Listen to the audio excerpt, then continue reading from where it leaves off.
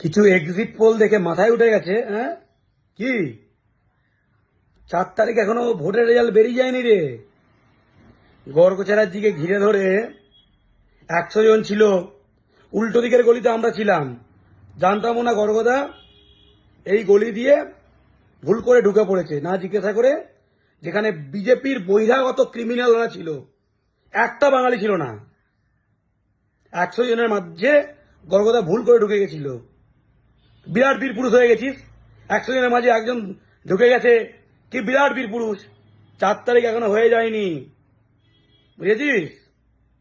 আমি মতাদর্শগত রাজনীতিতে বিশ্বাস করি, কারোর গায়ে কোনোদিন হাত দিইনি, কিন্তু লিমিট ছাড়িয়ে যাস না, লিমিট ছাড়িয়ে যাস না। পরিষ্কার করে বলছি, আমি মার ধরে রাজনীতিতে বিশ্বাস করি না। কেউ হিন্দুত্ববাদ, হিন্দি সাম্রাজ্যবাদ চালাতে পারে, আমি বাঙালি জাতীয়তাবাদে করি। কেউ কমিউনিস্ট, সব লোকের কথা নিজের কথা লোককে বলবে, লোক যেটা ভালো মনে করবে সেটা চয়েস করবে। কিন্তু 100 জন একাকে পেয়ে কি 4 তারিখ পেরিয়ে যায়নি, বেশি যদি মাথায় উঠে যায় না, গরমে কিন্তু গলে যেতে পারে। ওটাকে জাঙ্গিয়ার ভেতরে রাখ, মাথায় উপর না। জয় বাংলা।